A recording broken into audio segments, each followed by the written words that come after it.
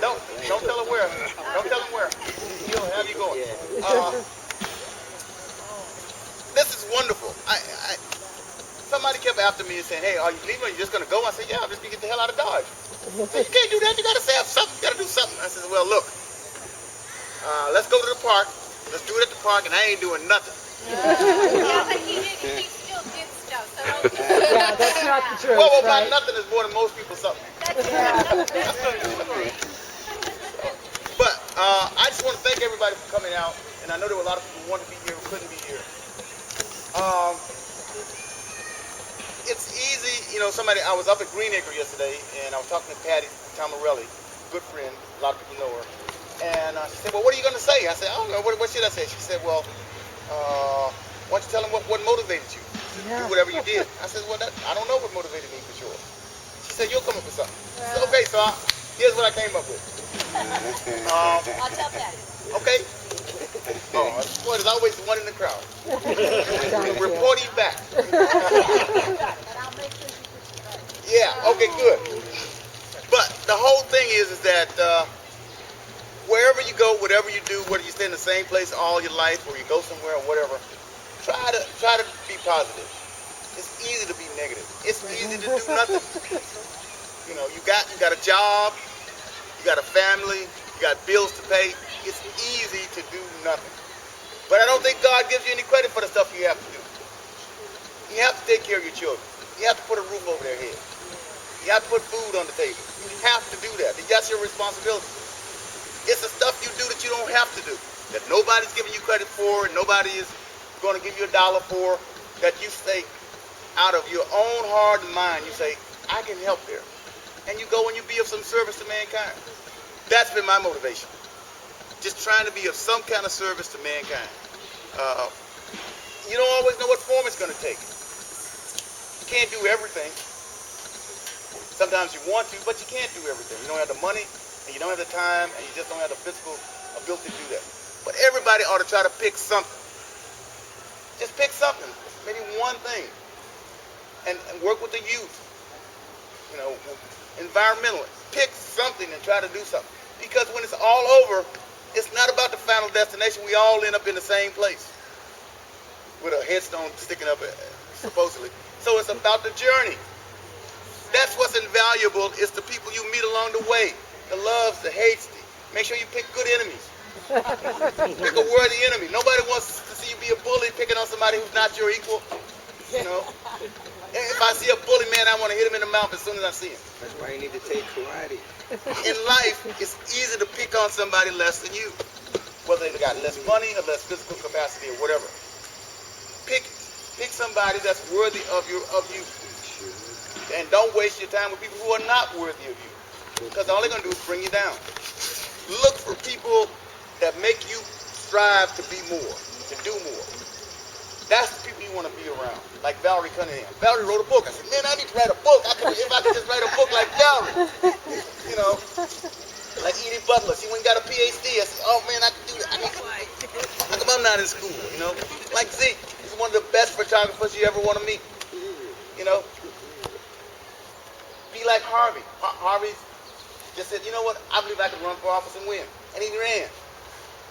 Said, "You know what? I think I could be a lobbyist." And he did it. Look for the possibilities in life. How can you contribute something? None of us in this place are millionaires, but we all can give a little something of ourselves. And often that is the most inspiring thing for some young kid. I had a little kid come up to me yesterday at Greenacre, and he asked me what was wrong with my arm. Because I had just been to dialysis and I had all this white tape on it. So it was the only person that noticed that. A little kid that low. What happened to you? So I had to explain all this stuff to him. And he finally, I think he got some of it. But the point was, he was paying attention. He saw stuff that nobody else saw. Everybody was just doing their thing. And then, sometimes a kind word to a person who's having a difficult time but not saying it can make all the difference. You got to be able to look at somebody and say, that person's not having a good day. I need to go over there and talk to them. Put your arm around them and say something. So they know that they're not alone. It's so easy to think that everybody's having a perfect time. Everybody's not having a perfect time, especially in these times. everybody's having a difficulty. Now, most of us cover it up and don't tell anybody. But look at the things a little bit, just peel back a layer or two of the onion. People are having some difficult times. And a lot of times it's with a loved one, or it's with themselves, or it's with a financial situation or something. But just a word of encouragement from you can make them get through it, help them get through it. Because it's bad when you feel like you're all alone. Yeah. When you're doing everything by yourself. That's not a good feeling. So, beating on the drums, sometimes you're beating the drums and think, is anybody listening? People are listening. People are feeling that. You know, I shouldn't say this, but the missionaries went to Africa and they came back and said, don't let black people listen to drums. Don't let them listen to that stuff. It will take them into a trance and you won't be able to reach them. Okay? Don't let them listen to this note or that note. It'll take them into a trance and you won't be able to reach them. It's still true today. It's still true today. People, I can see little kids like that. If they hear certain notes, they start moving. They start moving. It's in them. They're born with it. We do all our things to try to take it out of them. But that's what we do all the time. Don't do that. Don't do that. Don't do that. Let these kids grow and have the natural resonance of things. They'll do better. They'll be better people. And the world will be a better place for it. Instead of always making people. I can remember when I was in the Baha'i community in New York, upstate New York, there were these little kids that were terrorists. I mean, they'd be tearing the place apart. Some people would be about to have a heart attack. We're supposed to be reverent. We're supposed to be on speed, all like that. And I'm saying let them have fun.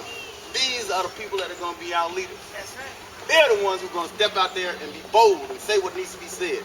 These people over there that are sitting here like this, they ain't going to do nothing. Say it. You know?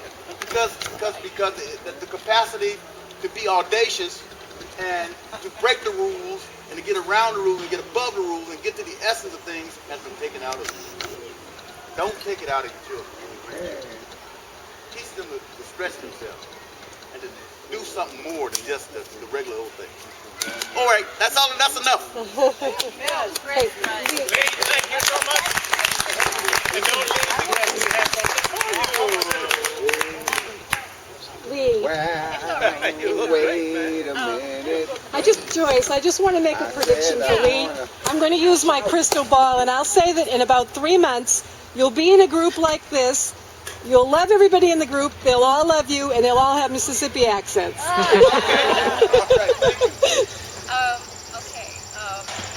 I'm going to say a few things that sounds like I'm closing, but please don't leave. Just, continue eating, do whatever. I just want to get this out of the way before too many people leave. But we have some gifts for Lee. You can open this later. There's some remembrances and some other things in there. And a few other gifts on that chair over there. And some people brought pictures and so forth. And I'm going to be finishing up this memory book that I made for Lee. I put a poem in it from all of us, and that'll be okay for you to look at. But I'll finish up after because there's going to be a press release done and a video and so forth. Also, there's little gifts here that I'll put over there. That's for everyone to take before they leave. Okay. That's all. I'm not a public speaker. I don't like public speaking. Thanks to Joyce Benoit for all of her work. That was the other thing I was going to say. I'm sorry. Okay. Really, it wasn't all just me. So I'd like to thank Valerie and Sandy and Carol and Jazz and Joyce and myself. Harvey, I made this for somebody else. And also Beatrice helped today.